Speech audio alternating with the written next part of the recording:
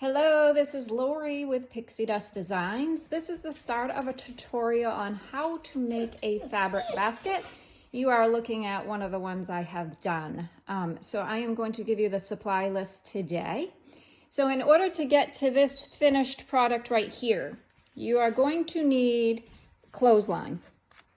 One will work, one package here, one will work because this could make 2 or 3 baskets depending on the size of your basket.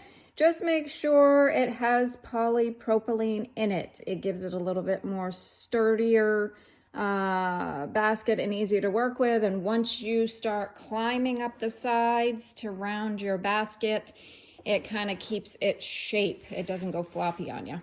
You also need measuring tape because you will want to make sure to measure the base to get the base size that you want, to get the size basket you want. This is considered a medium size basket.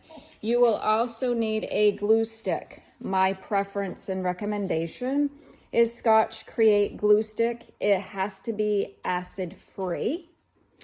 One will work, but I buy a package of 2 because I enjoy making these baskets. So I make them all the time and it's just easier to buy a package of 2. This again is a tutorial on making a basket with your sewing machine. You can certainly do it by hand if you want, and I'll give you kind of instructions on how to get it going on by hand. But for the sewing machine, you will want to pick a thread that matches your fabric, whatever you think matches, whatever you think looks good, or you can have a contrast color, whatever you want.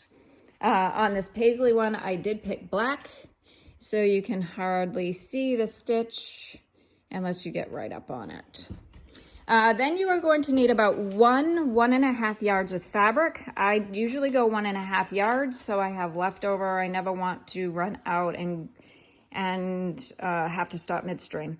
I recommend to get a pattern of sorts in your fabric. So this particular basket is a paisley print fabric.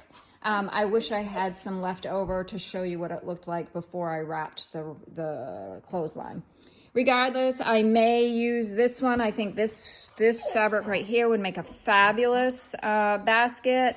I also am contemplating doing this one.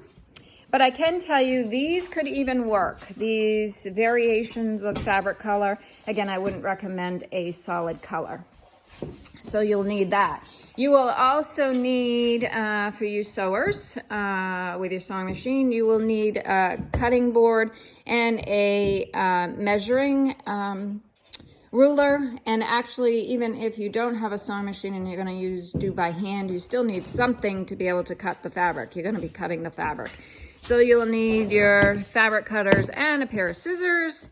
And I believe that is it. I am very excited to get you the tutorial, get you started. It will be a series of videos. If you have any questions, let me know. Have a great day, and we'll talk to you soon.